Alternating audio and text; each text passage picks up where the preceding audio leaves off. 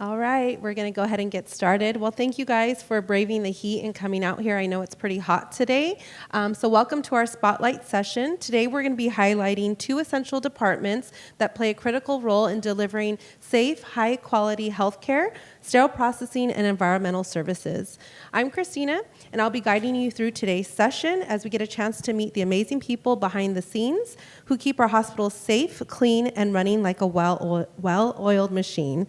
But before we get started, I just want to let the audience know that we will be doing a Q&A session towards the end. So if you do have any questions, feel free to hold those to the end of the session. We also will be recording this session as well, and you can go to secjobs.org where you will be able to find that recording at a later time. So a little bit about the Santa Clara Valley Healthcare. Santa Clara Valley Healthcare is part of the Santa Clara County Health System, one of the largest public health systems in California. We serve every member of our community, regardless of income or background, with care that's high quality, compassionate, and accessible.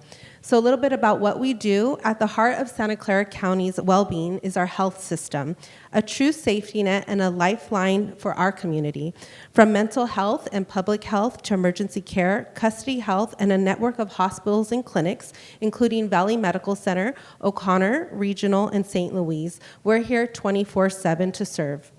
Together with the Valley Health Plan and our EMS team, we deliver compassionate, comprehensive care to every corner of the county because the community's health is our mission.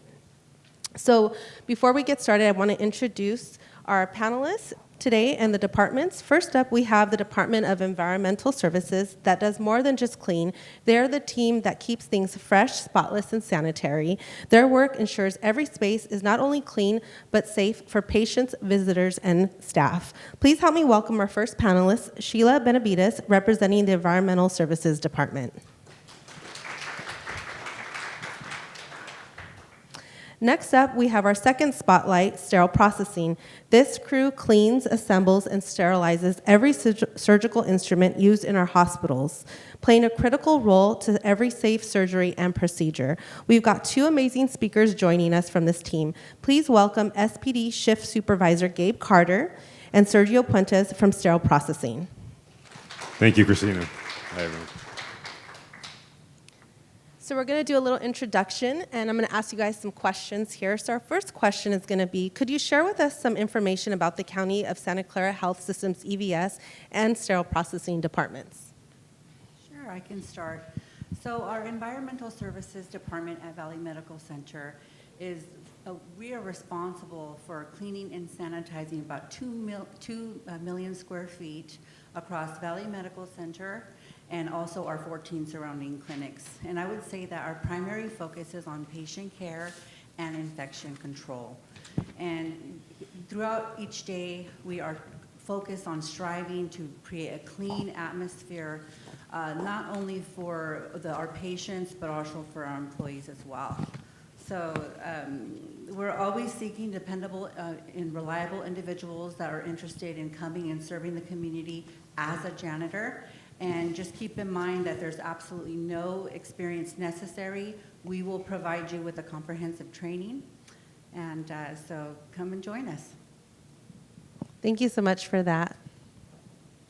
Yes, so at Valley Medical Center, sterile processing, we play a vital role in the overall healthcare system, much like environmental services.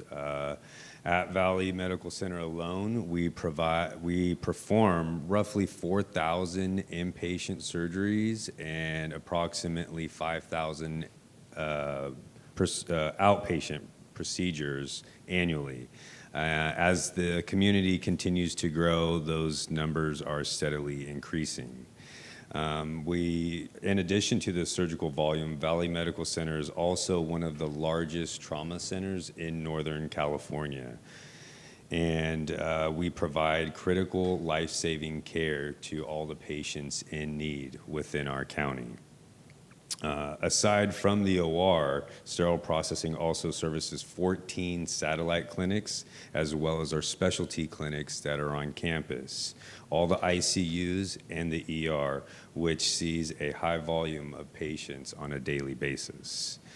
We're always looking for hardworking, dedicated individuals who are committed to excellence and seeking a rewarding career in this vital field. Thank you so much for that, and thank you guys for the work that you do. That's amazing. Our next question is, could you introduce your teams and the functions? Sure, I'll take that one. So the Environmental Services Department over at Valley Medical, we are comprised of about 350 staff. This includes our permanent janitors, also our extra help janitors as well. We have a supervisory personnel team, our administration, and then also our director. And we are constantly just always putting the best foot forward, do an excellent job in maintaining a clean atmosphere, you know, not only for the public, but our patients and also our employees. In addition to maintaining the cleanliness of the hospital, we are also responsible for maintaining a regulatory compliance. We are responsible for oversight of hiring, training, and also with a strong emphasis on safety and service delivery. Thank you so much. So sterile processing at Valley Medical Center consists of a dedicated team of 41 technicians who ensure patient safety and hospital efficiency. Our team works behind the scene to support surgeons, nurses, and other medical professionals. It is our responsibility in sterile processing to ensure that we as certified technicians properly distribute sterilized instrumentation that is safe for our patients. Our daily tasks consist of, but are not limited to, the decontamination, inspecting, assembling, and sterilizing quality assurance while distributing safe instruments for our patients. Great, that's awesome. Sergio, did you want to add to that? No, Gabe answered that pretty well. But we do have, we do service the 12 operating rooms as sterile processing technicians. We are professionals at handling instrumentation. SPD professionals, we ensure instruments are, first, they're cleaned, second, prepared for inspection, assembled, third, they're sterilized, and finally, we build the cases for any one of our 12 operating rooms on a daily basis. That's great. Thank you so much. Next question is, what first brought you into EVS and sterile processing? I was introduced to the healthcare by a friend that left the financial world. I did some research, and with guidance from my friend, I landed on SPD. I left Wells Fargo, the world's largest bank by trade, where I was a supervisor, and I wanted to be part of a team that was more than just working for monetary value and results. That's great. Love that. For myself, I was interested in working at Environmental Services just to give back to the community and also learn experience with human resource functions, as I'm a hiring manager there. And also, Environmental Service is really a stepping stone and an entryway for a lot of employees come into the county as either an extra help or a permanent janitor, and then they move on to higher roles and promotion. So it's an exciting time. It's always fun hiring folks, and I wanted to be a part of that. So that's why I joined Environmental Services. Thank you guys for sharing. Next, we're going to be talking about working at the county. What's your favorite part of working in this department, and could you share your personal experience and job satisfaction? Sure, I can start that. So I would say hands down, my favorite part of working at Environmental Services is just hearing the positive feedback from employees who are promoting or have taken the next steps in their career endeavors. I can think off one offhand experience that I had. We had hired extra help janitor. He later on moved on to secure a permanent role as a janitor in our department. When he landed a permanent job, he then decided he wanted to go back to school to pursue a career as a nursing assistant. And so throughout that process, we were able to, provide support to him, work around his school schedule, be flexible with the shifts that he was working on. And shortly after he graduated, he landed a role in the emergency department as a hospital services assistant. So it's just amazing to be a part of someone's professional journey and just be able to support them in any way that we can. So that's my favorite part. For me, it's serving the community is at the top of my list as far as gratification goes. Being a part of a team at a level 1 trauma center that helps to save lives, better lives, is something that gives me a sense of satisfaction that drives, motivates, inspires me to be the best leader that I can for my group. Being a part of a team when your loved ones are on the table and everything goes well, there's nothing more rewarding than that. So being a part of the community, helping others out, is very gratifying.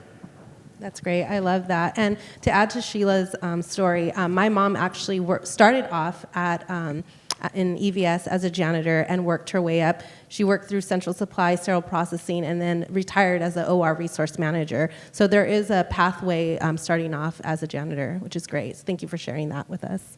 Our next question is, what is the day-to-day operations like? Yes, so from sterile processing standpoint, working at a level 1 trauma center every day is a new day. We are constantly servicing this community, so traumas come in at any given moment, and we have to be prepared for these traumas. The urgency of saving lives and is a constant reminder as to why this work is so essential. And performing our daily operations such as rapid turnovers for specialty procedures, and also collaborating with clinics, the OR, and ensuring that the outcome for the patient is at the highest standard. We also do quality control and testing to verify what we are giving to our patients and to the surgeons to perform these surgeries are valid. Great, thank you so much. I can add to that for environmental services, day-to-day operations for a janitor. Basically, if you're showing up to work, let's get our morning huddle started. And so that's a time where supervisors are handing out assignments, going over any pertinent information, such as changes to cleaning protocols. And then afterwards, janitors will then replenish their cleaning carts and head out to their unit. Once they're out on the floor on their unit, they would then, start doing the daily cleaning, and then that's followed by cleaning of common areas, and then throughout the day, cleaning terminals as patients are discharged from the hospital. And all throughout the day, you'd be communicating with the nursing staff and also supervisors to make sure that tasks are getting done. And then later on, towards the latter part of the day, what you're doing is wrapping up tasks, trashing out, and making sure that everything is clean and organized for the next shift. That's great. Thank you for sharing that with us.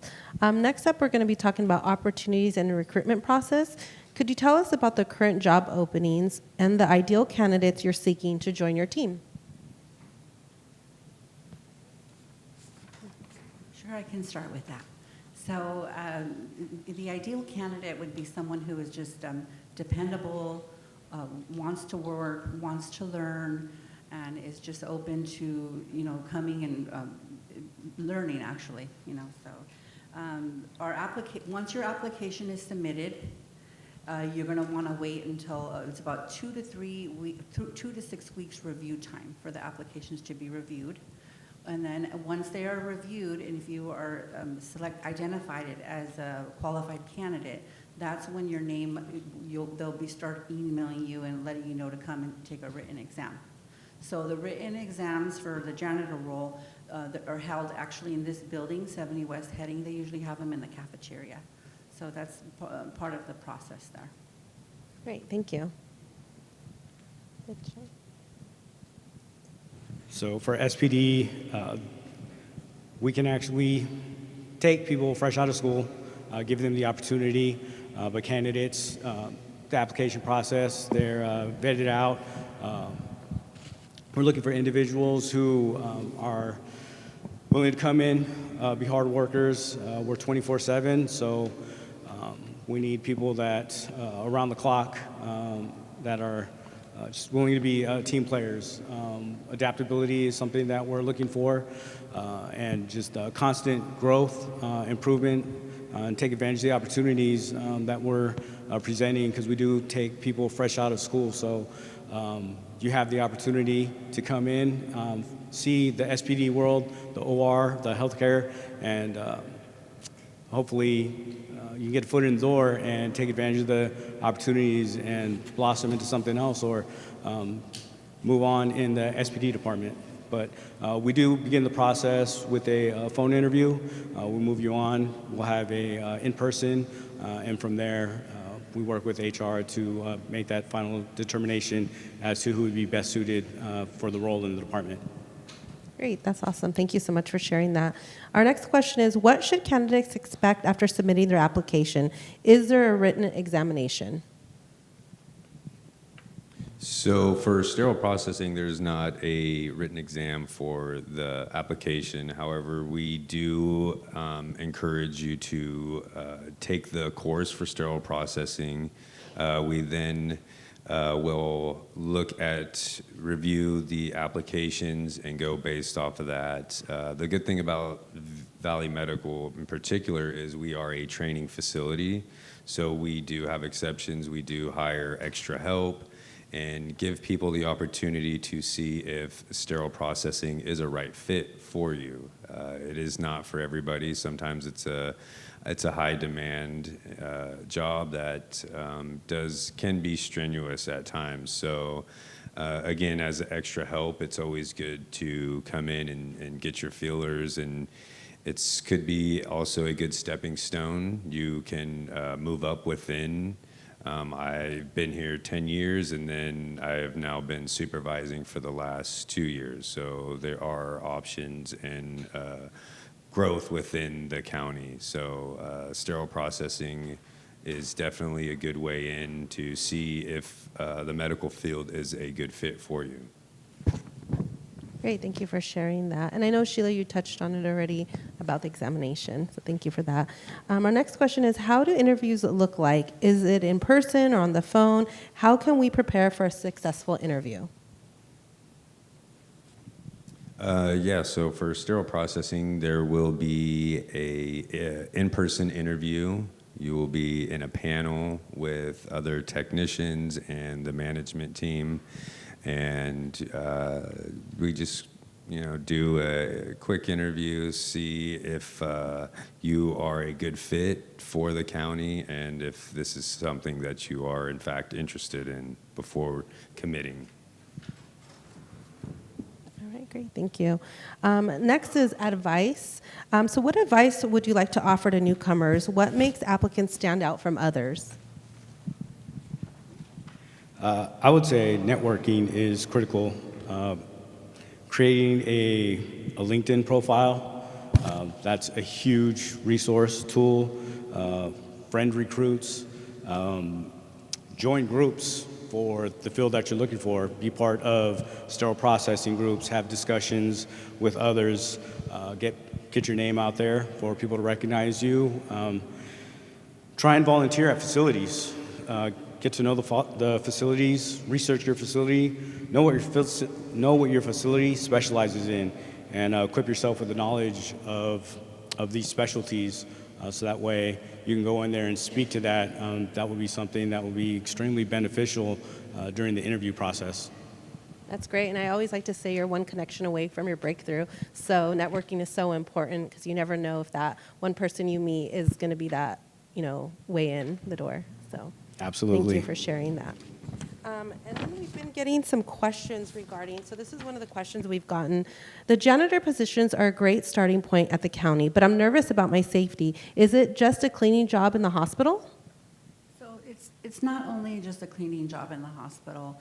There's a lot of communication, like I was saying, you're communicating daily with the nursing staff and managers, and you're gonna learn a lot of cleaning techniques. You're gonna learn about chemicals, how to keep yourself safe while you're cleaning. So what we do at Environmental Services, if all our new hires go through a 3-week comprehensive training.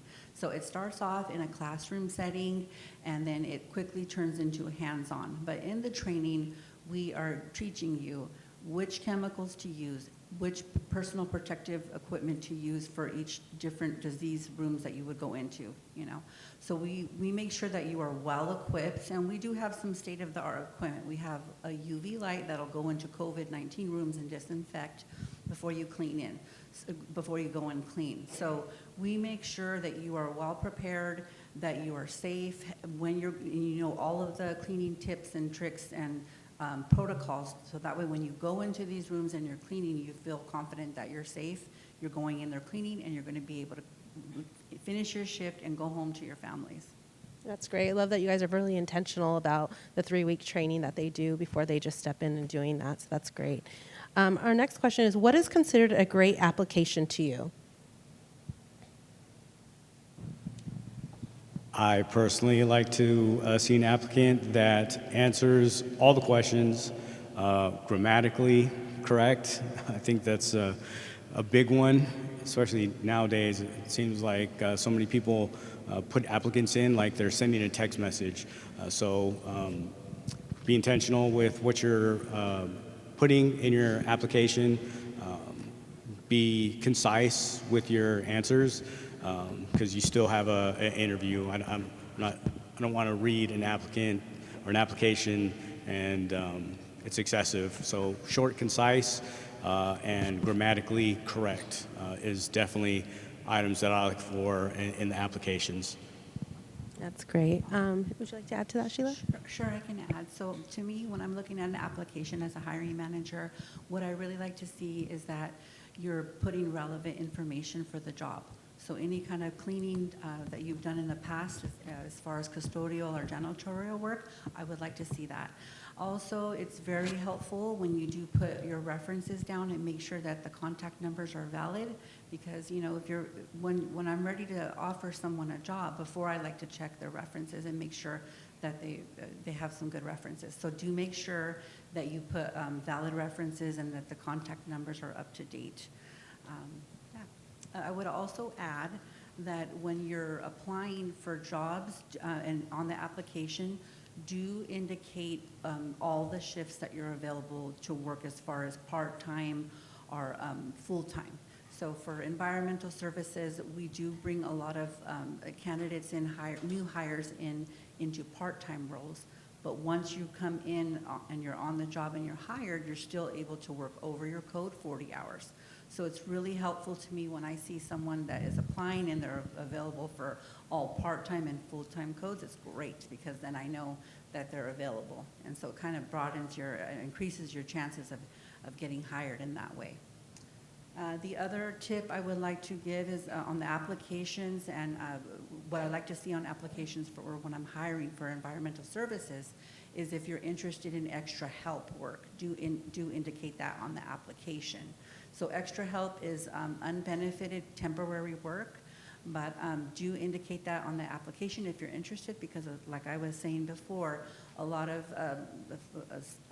extra help eventually land coded permanent positions. I also like to tell people too, for the location, to always select multiple locations, because sometimes they just select Valley Medical Center, not realizing that we have other surrounding hospitals and other places they can work. So I think also checking off the locations, if they're within reach and you can get to them, those are also some good tips as well. The next question is, do I need to put down a refer on my application? What about references? You're not going to start unless you have reference. So make sure that the references, the information is up to date, accurate, because it can delay your start. So make sure that your references are aware, so that way they can take the call, because it definitely can delay your start date. or they won't offer you the position if you do not get the references in. So references are critical for the county, so absolutely make sure that you're in touch with them and they're aware, and they either take the call or respond to the email. Great, thank you for sharing that.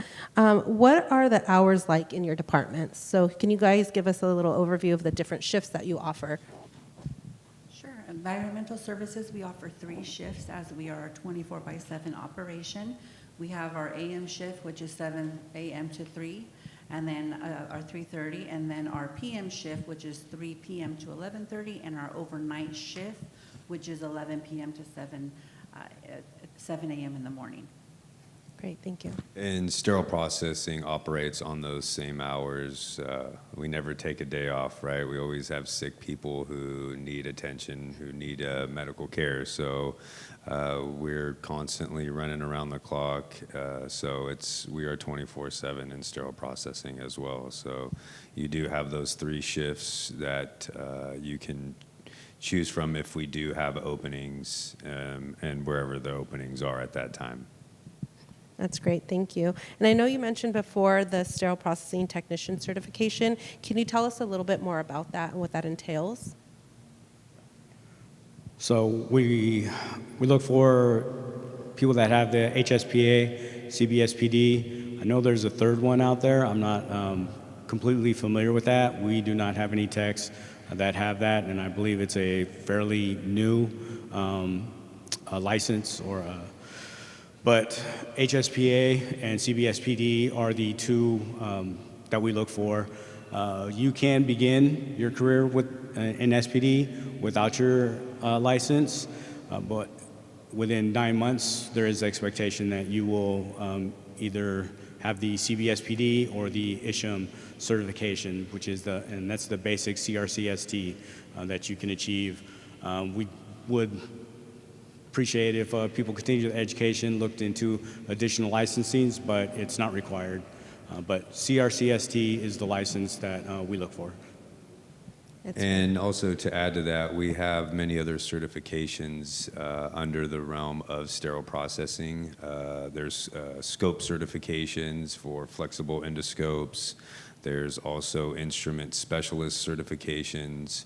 So the more certifications that you do have, the more your application will stand out. However, if you don't currently have those type of certifications, we work with you in helping you achieve the hands-on experience to be eligible to take challenge the state board test for those certifications. We currently have a technician who has 4 different certifications in sterile processing, and that alone makes him a much more valuable asset to our team. So again, there's multiple certifications within the sterile processing umbrella. Having the additional certification is a bump up in pay as well for when you start.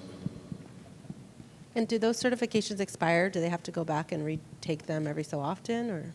For HSPA, it's annual that you recertify, and CBSPD, it's every 5 years. Every 5 years. Okay, great. So if you're wondering about the posting opportunities for these positions, the janitor position is going to be posted late summer, early fall, and the sterile processing technician will be posted in July of this year. So next we're going to be doing our Q&A session where we're going to be asking live questions from the audience. So if you guys have any questions, feel free to raise your hand and we'll go around and get your questions answered.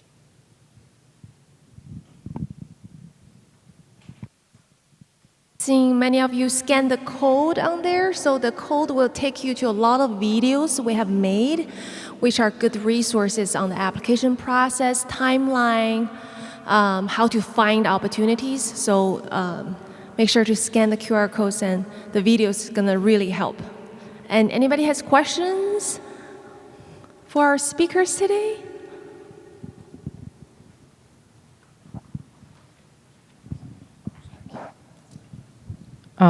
As far as like the pay rates, what do they range from? Because I know, custodial work, teaching, things like that, we're on our feet a lot, security on your feet a lot. and sometimes the pay rates are very, very low. So what is the pay rate range? Sure. So for environmental services janitor role, the base pay rate is $26.40 an hour. If you're working on the PM shift, it's approximately $3.75 more an hour. And then our overnight shift is about $4.75 more an hour. And that changes whenever there's a new contract. And it's posted online too. So for sterile processing, we are at a very competitive pay rate with the rest of the Bay Area. There are factors to that, though.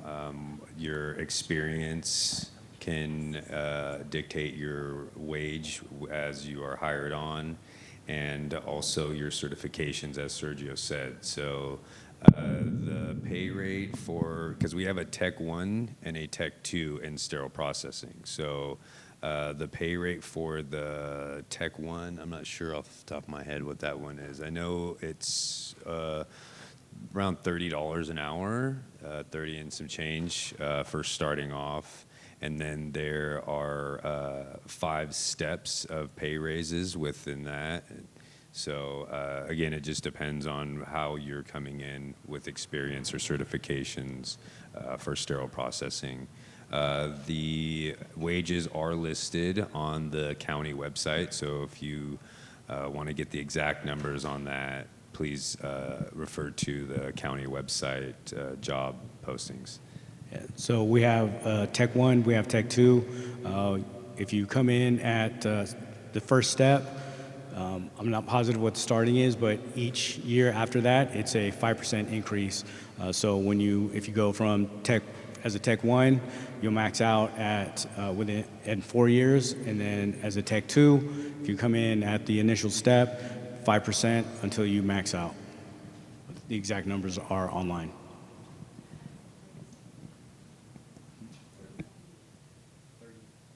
$30.78 is the starting point in SPD, and was it and $37.10 is what you max out, and that is at a Tech 1, or.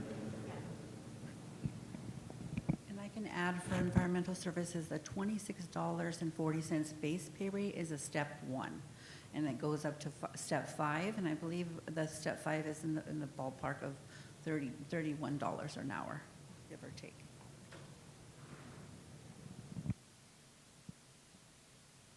Awesome.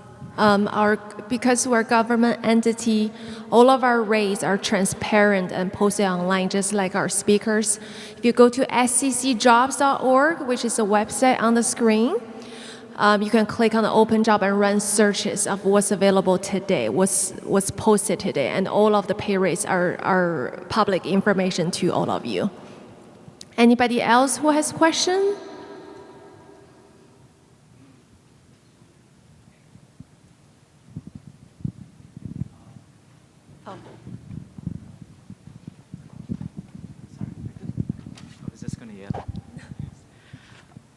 My question was more about the interview process, and what would you recommend for preparing for the interview, and what would you would you like to see from the candidates that give you a good impression, or it would be a good sign? Come in. To me, something that stands out when I'm doing an interview is, one, answer the questions that we're asking.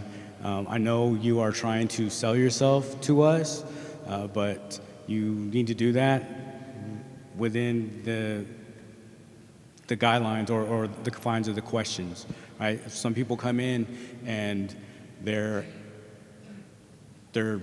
have their own agenda as far as what they want to present to us.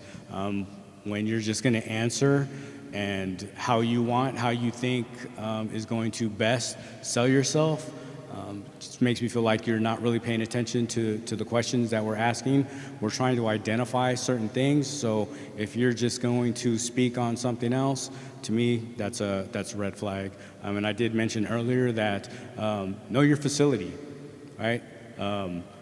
If you can answer those questions and you can show me that you've done some research on the county, the facility, that's going to stand out. tremendously to me. It shows me that you did research coming into this, right? And I always say that I'm interviewing you, but also interview me as well. Come prepared with good questions, right? That's going to show me that you're engaged and you actually prepared for the interview.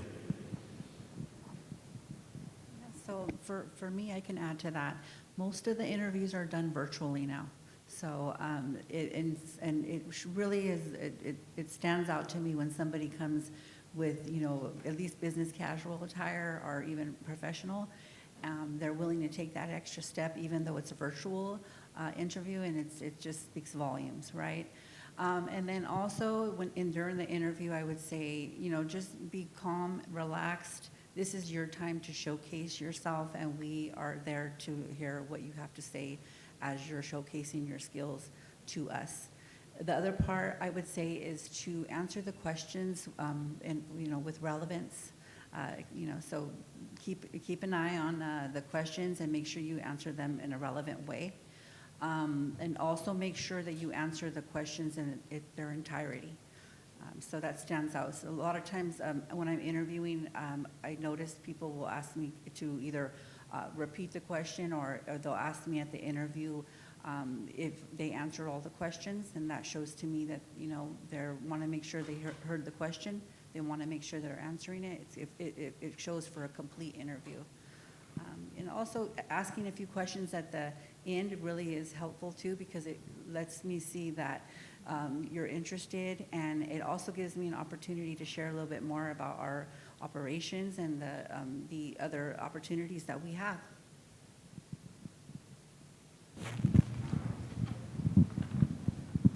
Oh, I see a question.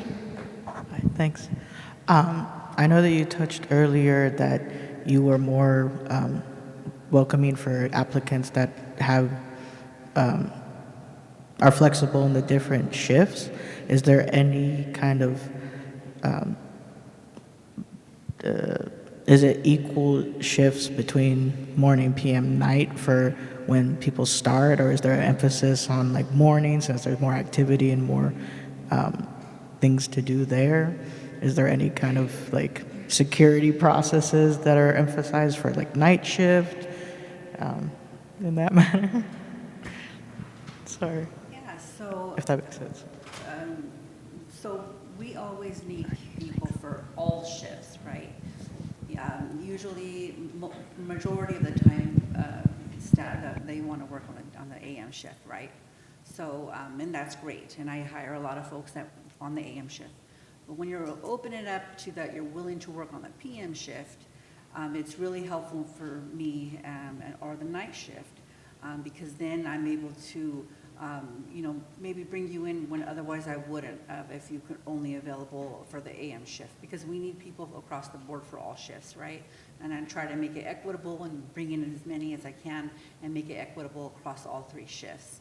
So that's how it's, and there is security on campus. So if you do work the night shift, you can rest assured we do have security on campus 24/7 actually. I saw a question here. Hi, I was just wondering how many interviews do you get? Do you get one intro and then you get a second one? Most of the jobs have one or two times that they interview the person. SPD, we start with a phone interview, then we will do a panel interview. Occasionally we'll do a second panel interview, depending on how many applicants we had, the competitiveness of it, if we need to bring them back in to see, but bare minimum, you're going to have a phone interview and a panel interview. For environmental services, all of the interviews are held via Microsoft Teams, and if you're unable to utilize Microsoft Teams, I also am doing actually FaceTime. So I make it possible for everybody to partake of an interview. Just to give you a little example, right now we have about 75 extra help, so I interview quite a bit. And then also for our coded positions, those are referred to us, say if I have 5 or 6 positions, HR would refer however many candidates I'm allowed to interview for the 4 codes. So, yeah, it's very competitive and it's very fair. Sorry, that was loud. What about for the sterilization? I was gonna try to work at, what's it called? The hospital in Palo Alto, the VA in Palo Alto. And we had to go through a process like where you could do training, where you could come in and volunteer, and that kind of, helped you to prepare for the job. Then you mentioned about getting certificates and stuff like that. Is there a way that we could do that ahead of time in order to, kind of prepare ourselves for the position? Yeah, so if you complete the course, which is now offered either online through multiple schools or in person, after you've completed that course, typically you have to do an externship of roughly 400 hours, and then at that point you are able to challenge the state board tests. Now, if you're coming in and we bring you in as extra help, we don't typically have volunteers in sterile processing, but we would bring in someone with no or little experience in as extra help. And then at that point, you are working towards those hours of being eligible to take that state board test. And then there's also a provisional license, which is a temporary license in a way. And then once you've completed that, then you move on to take the state board test. And that certification you can take anywhere with you.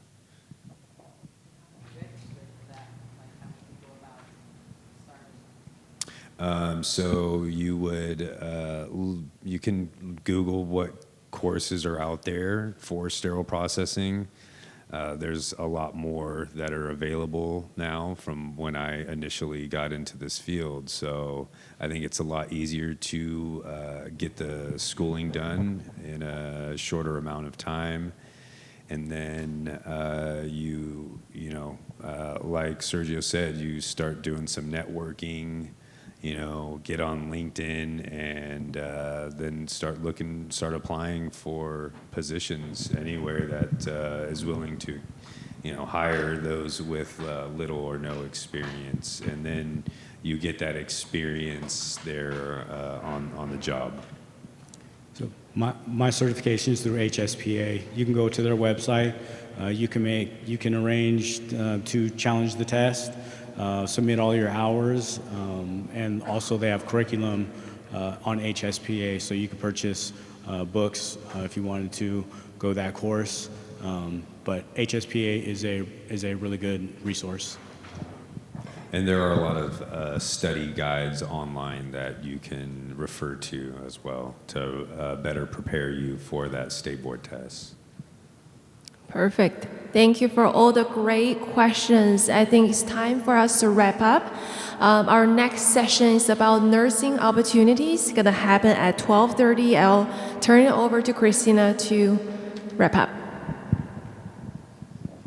Thank you so much, Oriana. We hope this session has provided you with a better understanding of the Santa Clara County's health systems, EVS, and sterile processing department and the opportunities that we have available. If you're considering a career with us, know that you'll be joining a team dedicated to excellence.